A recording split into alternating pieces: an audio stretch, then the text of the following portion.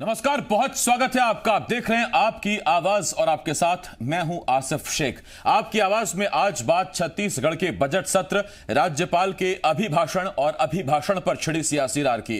राज्यपाल अनुसुईया उइके के अभिभाषण के साथ ही छत्तीसगढ़ विधानसभा में बजट सत्र का आगाज हो गया। राज्यपाल ने गढ़बो नवा छत्तीसगढ़ के साथ अभिभाषण की शुरुआत की और राज्यपाल ने सरकार की उपलब्धियां गिनाई तो साथ ही आगे के लिए सरकार का विजन भी बताया। मगर इसी पर विपक्ष ने ऐतराज जताया है। विपक्ष ने अभिभाषण को नीरस और उबाऊ बताया।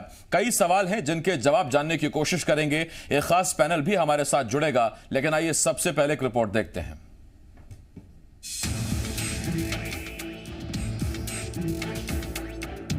राज्यपाल के अभिभाषण के साथ ही छत्तीसगढ़ विधानसभा के बजट सत्र की शुरुआत हो गई। राज्यपाल अनुसुईया उइके ने गढ़बो नवा छत्तीसगढ़ से अपने अभिभाषण की शुरुआत की। एक तरफ जहां राज्यपाल ने अपने अभिभाषण में सरकार की अब तक की उपलब्धियों का जिक्र किया तो साथ ही बघेल सरकार के आगे के विजन को भी बताया। अभिभाषण के बाद विपक्ष ने सरकार पर निशाना साधा। जनता कांग्रेस छत्तीसगढ़ और बीजेपी ने अभिभाषण को नीरस और उबाऊ बता दिया। बेरोजगार नौजवान जो इस सरकार के वायदे पर उम्मीद लगा करके बैठे हैं कि उन्हें 2500 रुपया बेरोजगारी भत्ता मिलेगा, उसके बारे में कोई जिक्र नहीं हुआ। सिवा गोबर, धान और गरुआ नरुआ बाड़ी, इससे आगे सरकार गोबर से आगे नहीं बढ़ पाई है। और मैं समझता हूं कि प्रदेश की अनेकों ऐसी ज्वलंत समस्याएं हैं जिनका निराकरण इस सरकार को करना चाहिए था, जिसमें राज्यपाल महोदया के अभिभाषण में इस सरकार को असफलता मिली। निश्चित रूप से छत्तीसगढ़ को न कुछ करने की स्थिति में देख रहे हैं, न कोई उसमें नया कुछ शामिल किया गया है और न ही सरकार की कुछ विजन उसमें कोई दिखाई दे रहा है। तो ये कह सकते हैं कि विजन का भी इसमें अभाव रहा है। उसमें किसी प्रकार के लोगों को उत्साहवर्धन हो, ऐसा उसमें कुछ योजनाओं को शामिल किया जाए, ऐसा कुछ सारे चीजों का अभाव वाला इस अभिभाषण को हम कह सकते थे। एक तरफ जहां अभिभाषण को विपक्ष नीरस बता रहा था तो सरकार ने विपक्ष को जवाब देते हुए कहा कि राज्यपाल ने सरकार के काम और विजन को बताया है और ये जरूरी नहीं है कि विपक्ष को रास आए। अभिभाषण की एक सीमाएं होती हैं। विभागवार जो हमारा अचीवमेंट है उसको अभिभाषण में महामहिम के द्वारा सरकार के कथन को स्पष्ट सदन में कहाया जाता है। जो हमारा अचीवमेंट है जो उसको तो उल्लेख किए हैं, लेकिन आने वाली समय की कार्य योजना का हमने उल्लेख किया। अब मैं समझता हूं प्रतिपक्ष को ये अच्छा लगेगा, ऐसा तो मैं मान के नहीं चल सकता। अब सवाल ये है, क्या राज्यपाल के अभिभाषण पर यह टीका टिप्पणी ठीक है? सवाल ये, क्या अभिभाषण के जरिए दरअसल विपक्ष सरकार पर निशाना साध रहा है? और सबसे बड़ा सवाल ये कि अभिभाषण से ही विपक्ष ने अपने तेवर दिखा दिए हैं। ऐसे में अगर आगाज ये है तो आगे सत्र का अंजाम क्या होगा? देवेश तिवारी, जी मीडिया, रायपुर। विपक्ष ने तेवर बता दिए हैं और ये अब सवाल यही है कि अगर आगाज ऐसा है तो फिर आगे जाकर अंजाम क्या होगा। हमारे साथ खास मेहमान जुड़ रहे हैं। बीजेपी के विधायक रजनीश सिंह जी हमें इस डिबेट में ज्वाइन कर रहे हैं और साथ ही साथ वरिष्ठ पत्रकार रामावतार तिवारी जी भी हमें ज्वाइन कर रहे हैं। रामावतार सर, बहुत स्वागत है आपका। रजनीश जी, आपका भी बहुत स्वागत है और अब से कुछ ही देर में कांग्रेस की तरफ से भी हमें मेहमान ज्वाइन करेंगे। लेकिन सबसे पहले सवाल रजनीश जी आपसे। रजनीश जी, अगर कोई अभिभाषण में दिए गए आंकड़े से आपत्ति है तो उसे हाईलाइट कीजिए, तो बताइए। अगर कोई योजना गलत बताई गई है या लाभार्थियों तक वाकई उसका लाभ नहीं पहुंचा तो बताइए। अब सर, ये तर्क देना कि अभिभाषण नीरस था, उबाऊ था, तो आप क्या एक्सपेक्ट कर रहे थे कि आपको पंचतंत्र की मनोहर कहानियां सुनाई जाएंगी? क्या सुनाया जाएगा सर? देखिए आसिफ जी, ये सरकार जब कोई सरकार बजट पर अभिभाषण कराती है राज्यपाल का, तो सरकार का वो विजन होता है, डॉक्यूमेंट होता है कि आने वाले समय में वो क्या करने जा रहे हैं। ये सरकार लगभग 27 महीने हो गई है और बजट आते आते 2.5 साल की कार्यकाल लगभग पूर्ण हो जाएगी। तो वो अपनी उपलब्धियां इसमें बताती है। और अभी जो राज्यपाल जी का अभिभाषण हुआ है उसमें शुरुआत कहां से हुआ है कि श्रमिकों को हमने लाया कोरोना काल में। श्रमिकों को लाने में इनका कहीं कोई योगदान नहीं था। रेलवे में आए हैं और ज्यादातर लोग अपनी स्वयं के साधनों से आए हैं। जो क्वारंटीन सेंटर था 14 वित्त का पैसा उसमें लगा है।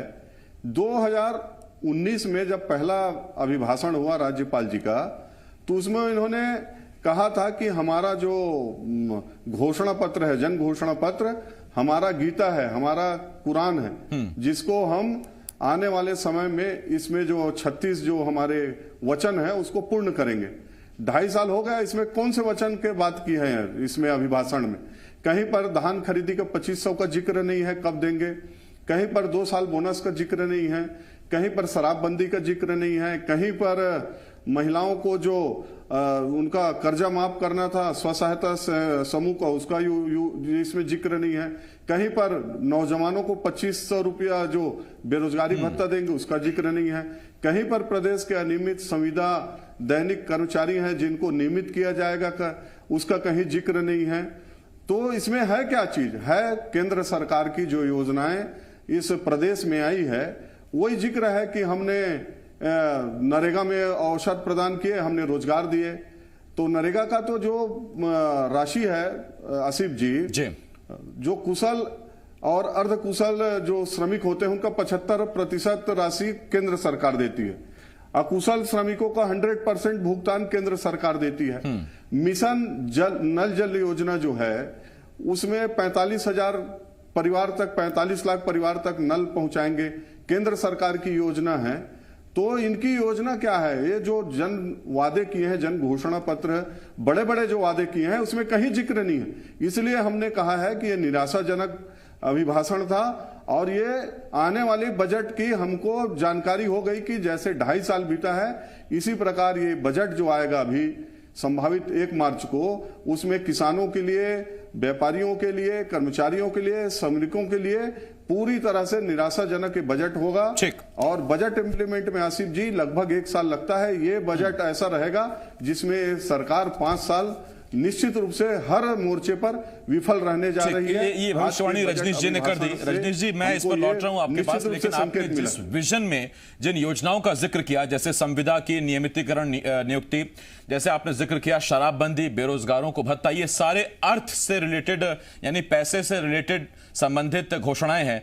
और वो सरकार जो 2 साल में आप ही कहते हैं कि 26 से 27 हजार करोड़ का कर्ज लेकर काम चला रही है, इतनी बड़ी घोषणाएं इस साल पूरा कर देगी, उसके लिए शुभकामनाएं हैं, लेकिन संशय भी है। मैं रामावतार सर आपके पास आ रहा हूं। रामावतार सर, राज्यपाल के अभिभाषण के जरिए सरकार अब तक हो चुके काम और नियर भविष्य में, नियर फ्यूचर में किए जाने वाले काम बताती है।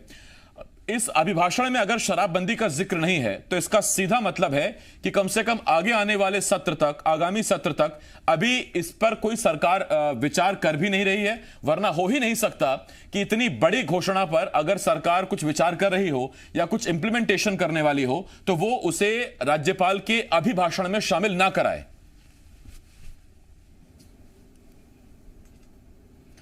देखिए आसिफ जी, राज्यपाल के अभिभाषण जो चाहे लोकसभा में लोकसभा अध्यक्ष का हो, चाहे राज्यों में राज्यपाल का हो, इस तरह के अभिभाषण एक सरकार का विजन डॉक्यूमेंट्स हैं। वो सरकार किस तरह की जो योजनाएं चला रही है, उस योजना का परिणाम नीचे स्तर पर कितना गया है, कितने लाभान्वित हुए, पूरा एक अपना खाका कोई भी सरकार है वो राज्यपाल के अभिभाषण के जरिए प्रस्तुत करती है। यह सरकार भी अपने अलग अलग विभागों में जो काम की है उसको रिजल्ट किस तरह आया है ये दिखाने की कोशिश की गई है। दूसरी तरफ जो विपक्ष है, विपक्ष ये बताने की कोशिश कर रही है कि आपने घोषणा पत्र में कांग्रेस ने क्या कहा है और उसको पूरा नहीं किया है, वो याद दिलाने का जो विपक्ष का धर्म जो होता है वो धर्म निभा रही है। दोनों बातें अलग अलग है। राज्यपाल के नाम से सरकार चलती है राज्यपाल के नाम पर, तो जिनके नाम पर सरकार चल रही है कानूनी रूप से वो अपनी सरकार कैसे चल रही है, सरकार में कामकाज किस तरह से हुए हैं, एक उसका पूरा लेखा जोखा रहता है।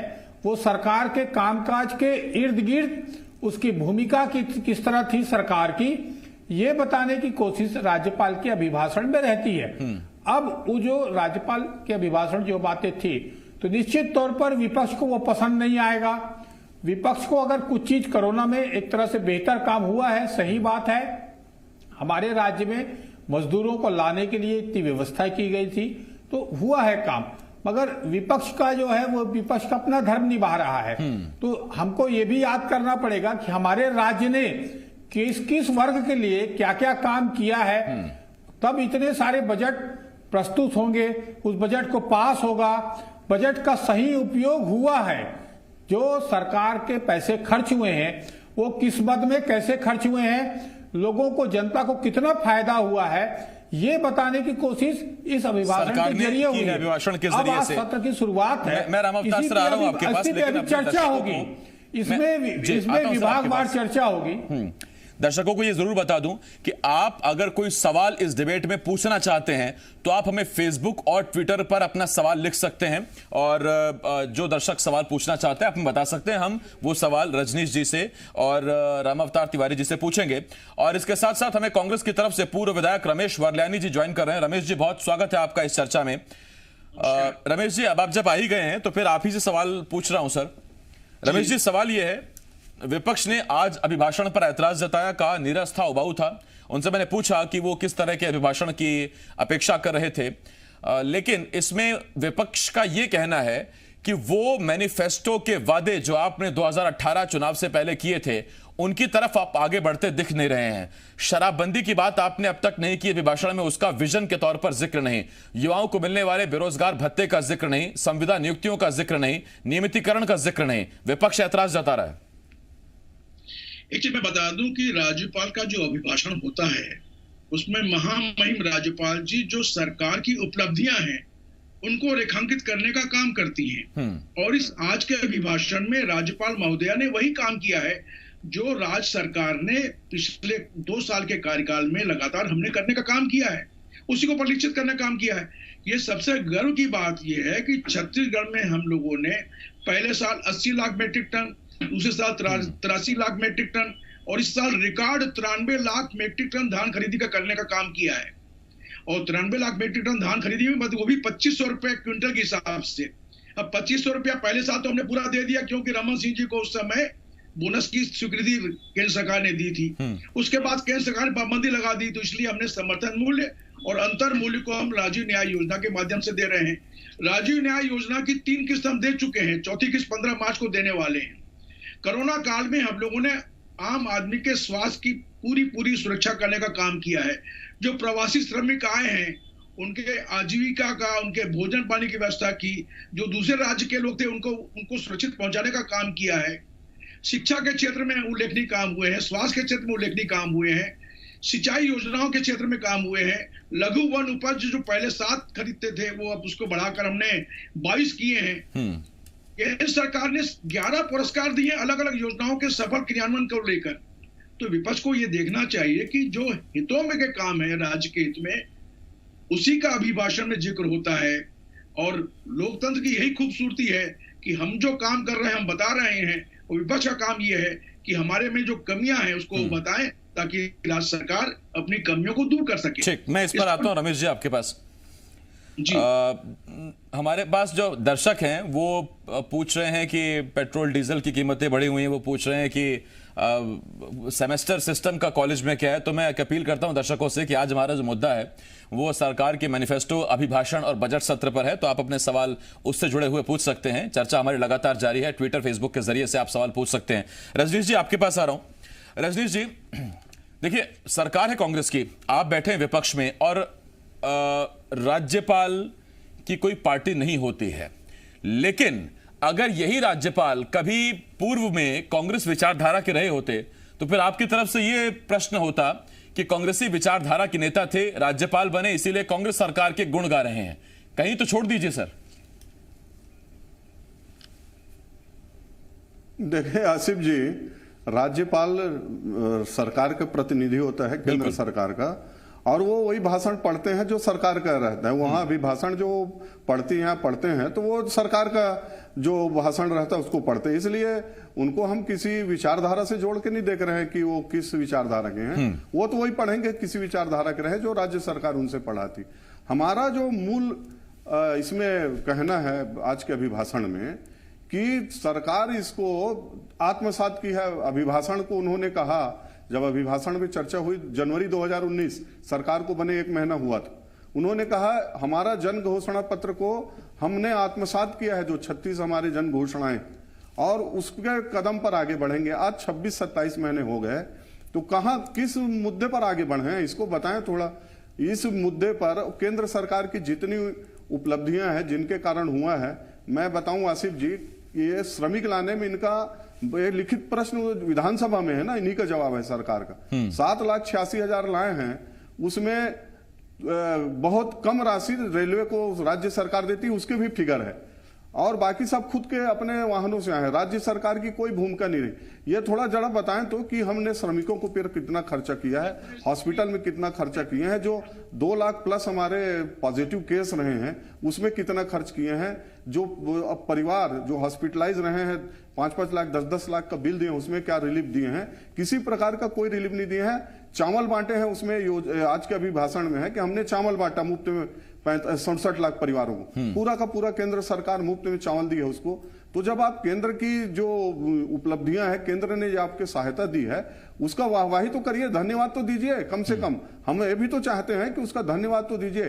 तो ये आजकल पत्रजीवी हो गए हैं, जहां पर दिक्कत होगी वो सब पत्र लिखने में भीड़ गए हैं, और लगातार पत्र लिख के हमको ये दिक्कत हो रहा है केंद्र नहीं। तो उसमें रजनीश जी, जैसे ही केंद्र ने 40 लाख मीट्रिक टन की अनुमति दी थी सेंट्रल पूल में, राज्य सरकार की तरफ से धन्यवाद प्रस्ताव गया था, उसके बाद सरकार खुद दिल्ली चली गई, लेकिन अभी तक 24 लाख मीट्रिक टन से ऊपर की अनुमति नहीं मिली। मैं इस पर लौट रहा हूं आपके पास रजनीश जी, लेकिन उससे पहले कि मैं रामावतार सर आपके पास आऊं, सर देखिए, अब रमेश जी, सवाल मेरा नहीं है, अब जनता सीधा सवाल पूछने लगी है सरकार से। हमें कुछ सवाल आ रहे हैं। मनीष यादव शराब पूछ रहे हैं कि शराबबंदी पर आखिर सरकार विचार क्या कर रही है। इसके साथ साथ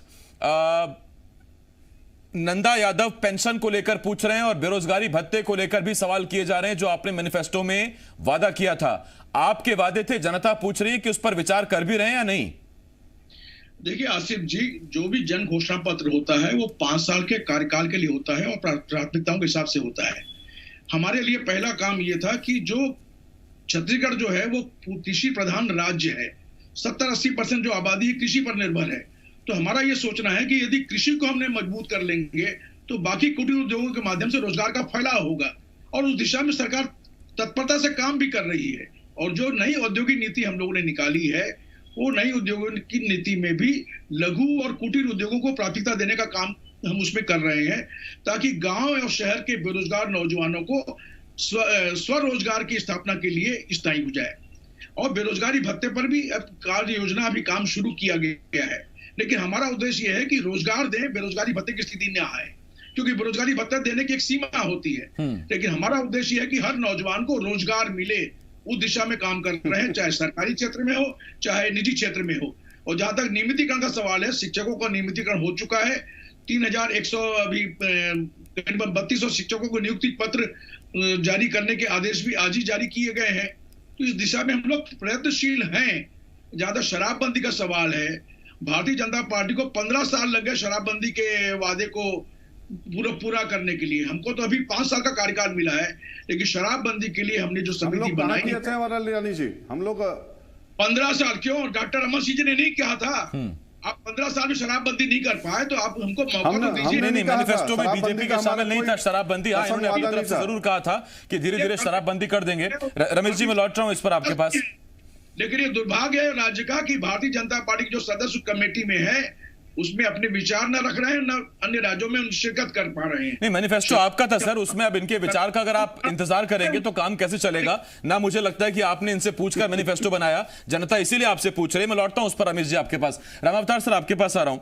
रामावतार सर, अभिभाषण सरकार का वो विजन, वो उपलब्धियां जो राज्यपाल बताती हैं सरकार के प्रतिनिधि के तौर पर, या फिर सरकार उनकी है कानूनी तौर पर, सवाल सीधा आपसे ये है, विपक्ष के पास जाहिर बात है कि बहुत से मुद्दे हैं सरकार को घेरने के लिए, लेकिन तेवर जो अभिभाषण से आज दिखा दिए जनता कांग्रेस छत्तीसगढ़ ने या भाजपा ने, ऐसा लगता है कि मार्च तक, जब तक ये चलेगा सत्र पूरा, ये तेवर बता रहे हैं कि आगाज अगर ऐसा है तो फिर अंजाम इसी तेवरों के साथ रहने वाला है। देखिए आसिफ जी, आपने सही कहा, जो बजट सत्र होता है वो बेहद महत्वपूर्ण सत्र होता है। इस सत्र के दौरान एक तरह से सरकार की जो कामकाज है पूरी उसकी समीक्षा होती है, और काम किस तरह कर रही सरकार उसके किस तरह से पोल खोल सकती है, एक बेहतर अवसर विपक्ष के पास रहता है। विपक्ष जो है का एक बड़ा सत्र जो होता है कि बजट सत्र में ये बता सकते हैं कि अलग अलग विभाग किस तरह से काम कर रही हैं, कौन से मामले में सरकार जो है के पास पैसा नहीं है, किस तरह से बजट की कटौती हो रही है या किस किस निर्णयों से जनता तक नहीं पहुंच पाई। इस बजट में विभागवार चर्चा होगी, हर विभाग में क्या उपलब्धि है, क्या अच्छा काम हुए, क्या खामियां हैं, वो एक पूरा परत दर परत सामने आएगी। इससे जो मंत्रियों का और सरकार का उसको भी अपने कामकाज का समीक्षा करने का एक बेहतर अवसर है। इसी के दौरान प्रशासन किस तरह से काम कर रहा है, प्रशासन में कैसे कसावट आ सकता है और कई ऐसे बड़े मुद्दे उठेंगे इस विधानसभा सत्र के दौरान, जो मुद्दे जनता के हित में हैं, जो जिस तरह की गड़बड़ियां सामने आ रही हैं प्रशासनिक तौर पर, चाहे राजनीतिक तौर पर, चाहे विचारधारा के आधार पर, अगर किसी भी तरह की गड़बड़ियां हैं, उस गड़बड़ियों को उठाने के लिए विपक्ष के पास समय है। तो वो समय को विपक्ष अब जो है, क्योंकि 2 साल बाद एक तरह से सरकार को हनीमून परेड खत्म होने के बाद अब ये कहा जाता है कि सरकार का काम करके दिखाने का समय है। और वो काम करके किस तरह दिखा रही है, काम में किस तरह से परिणाम है, जनता के बीच क्या संदेश है, वो संदेश पूरा लेकर, जनता का संदेश लेकर जनप्रतिनिधि आए हैं विधानसभा। एक सबसे बड़ा मंदिर है, उस मंदिर से ये निर्णय देने की कोशिश करेंगे कि बेहतर सरकार हो, सरकार जो है जनता के हित में हो, सरकार का प्रशासन किस तरह से बेहतरी हो सकता है, उसमें किस तरह की गड़बड़ियां हैं और केंद्र सरकार भी क्या कर रही है, केंद्र सरकार से ये सब उम्मीद रहेगी। लेकिन आखिरी 30 सेकंड में पिछले सरकार से किस तरह रमेश जी आपके पास आ रहा हूं, सब चीज दिखा पाएंगे। सर मैं आ रहा हूं आपके पास। रमेश जी, डिबेट हमारी मुद्दा था अभिभाषण पर, उस पर जारी रार पर, लेकिन हमें फेसबुक और ट्विटर पर जो लगातार सवाल मिल रहे हैं, और जरूरी नहीं है कि जो हमारा मुद्दा है उस पर तो हम चर्चा कर ही रहे हैं, लेकिन इसमें कुछ छात्र बड़ी बेसब्री से जानना चाह रहे हैं। वो पूछ रहे हैं कि सेमेस्टर एग्जाम जो है वो सर ऑनलाइन रहेंगे, वो ऑफलाइन रहेंगे, वो ये बात जानना चाहते हैं। अगर आपको जानकारी तो प्लीज शेयर कीजिए सर, बहुत सारे छात्र जानना चाहते हैं। जी, अभी जो कोरोना काल की स्थिति को देखते हुए तय होगा कि ऑफलाइन होगा कि ऑनलाइन होगा। अधिकृत जानकारी तो संबंधित विभाग से मालूम पड़ पाएगी। ठीक, यानी कि इस पर अभी सस्पेंस है और जैसे इस पर क्लियर होता है हम अपने दर्शकों को जरूर इस बारे में जानकारी देंगे। लेकिन बहुत धन्यवाद आपका रामावतार सर, रजनीश सर, और इसके साथ साथ बहुत धन्यवाद आपका रमेश जी हमारे साथ जुड़ने के लिए। तो ये अभिभाषण के साथ बजट सत्र की शुरुआत हुई और बजट सत्र की शुरुआत के साथ ही विपक्ष ने तेवर दिखा दिए हैं, सरकार को घेरने वाली है। लंबा सत्र है, इस बार 24-25 बैठकें होने वाली हैं। अब सरकार विपक्ष के सवालों का जवाब देगी और विपक्ष अपने सवाल रखेगा, यानी कि जनता की बात होगी। बाकी जनता की आवाज और आपकी आवाज उठाने के लिए हम हैं। और रही बात सेमेस्टर के सिस्टम की, ऑनलाइन की और ऑफलाइन की, तो जैसे इस पर जानकारी आएगी सबसे पहले हम आपको अपडेट करेंगे।